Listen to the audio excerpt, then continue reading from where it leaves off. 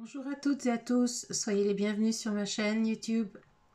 Merci à vous tous qui me suivez ici même sur cette chaîne, sur ma page Facebook, les shops mystiques de Nymphes du Temps, et également sur Instagram, Nymphes du Temps, tout simplement.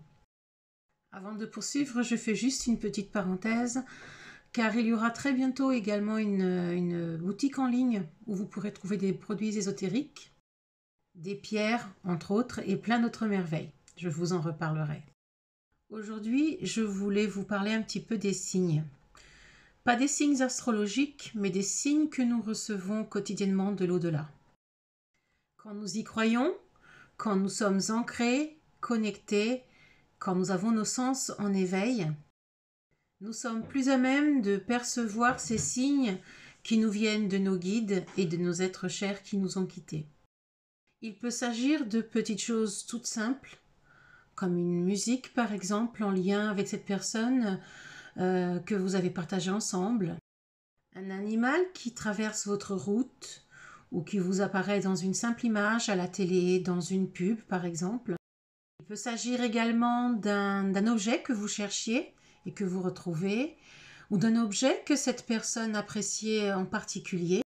Ça peut aussi être une photo qui tout à coup apparaît sous vos yeux, vous la retrouvez dans vos affaires. Ça peut être une plume, ça peut être un film. Il peut aussi s'agir d'une sensation, d'un souvenir en commun, par exemple, avec cette personne, d'une mémoire, quelque chose qui arrive en lien avec cette personne, avec votre relation que vous aviez eue par le passé, de son vivant, par exemple, en lien avec une situation en commun. Ça peut aussi être un rêve, un message dans ce rêve. Parfois, nous avons un doute, une question qui nous trotte dans la tête. Nous n'arrivons pas forcément à prendre cette question, mais la réponse se présente tout simplement à nous. Comme ça, juste comme si c'était de la magie, tout simplement. Vous entendez cette réponse, que ce soit à la télé, une musique à la radio, quand vous allumez la musique vous répond finalement, une image. Votre voisin vous en parle, les enfants rentrant de l'école, une situation tout simplement qui répond à vos doutes. Une simple pub dans votre boîte aux lettres peut facilement répondre à vos questions et ce sera là aussi un signe. Parfois, chaque détail prend une forme. Tout semble tout à coup être clair comme du cristal de roche, complètement logique. Et tout se présente à vous tout simplement comme pour vous guider au mieux. Que cela fasse longtemps que vous aviez cette question en tête ou pas, la solution se profile tout simplement devant vous. Ces exemples, et bien d'autres encore, sont une manière simple qu'ils utilisent pour communiquer avec nous. Pour nous faire un coucou, pour nous montrer qu'ils sont là, près de nous, et qu'ils nous protègent, et qu'ils nous aiment. Ils peuvent trouver mille et une façons de venir jusqu'à nous et d'interagir avec nous en nous laissant ces fameux petits signes. Parfois, nous sommes à même de les comprendre, de bien ressentir et de bien interpréter ces signes, car ils nous parlent, ils nous sont propres et nous les ressentons en nous. Cela peut aussi être une sensation de câlin, comme s'ils nous posaient la main sur la tête ou la main sur l'épaule pour nous épauler, pour nous soutenir. Cela peut aussi être une sensation de mise en garde, une manière de nous alerter, de nous faire réfléchir à ce que nous allons faire. Parfois, il y a la sensation comme s'ils nous tirent un peu les oreilles pour nous activer, pour nous faire bouger, pour nous faire réagir. La plupart des fois, c'est juste une manière pour eux de nous rassurer et de nous laisser comprendre qu'ils sont là pour nous et que nous ne sommes pas seuls.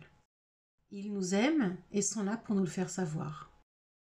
Les signes peuvent être plus ou moins subtils et nous les percevons plus ou moins bien.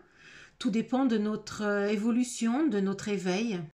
Mais que nous les percevions bien ou pas, que nous les percevions ou pas tout simplement, ils sont là et il faut les remercier. C'est important de remercier.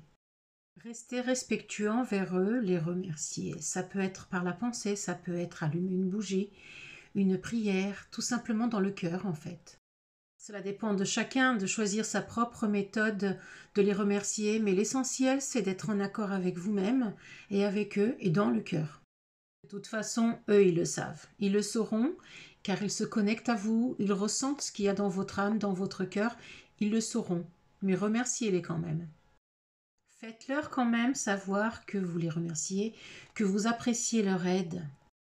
Après, il faut faire la part des choses. Bien sûr, il ne s'agit pas de scruter chaque geste, chaque mouvement. Tout n'est pas un signe finalement. Vous sentirez quand c'est le cas, car il vous est propre et il vous est destiné. C'est la raison pourquoi, quand on est deux, par exemple, à écouter la même chanson, et pour moi, elle peut avoir une signification et pas pour vous et vice-versa, car le message était pour moi, donc je l'aurais perçu, mais pas vous, ce qui est tout à fait normal. Ce sujet est bien vaste et il y a tellement à dire, mais l'essentiel est tout simplement de rester humble. Dans votre cœur, dans votre âme. Laissez-vous tout simplement guider par votre instinct et par l'amour, par l'humilité et par la gratitude. Je vous rends grâce pour cet instant que nous venons de partager et pour le temps que vous venez de m'accorder. J'espère avoir mis un petit peu de lumière pour vous à propos de ce sujet.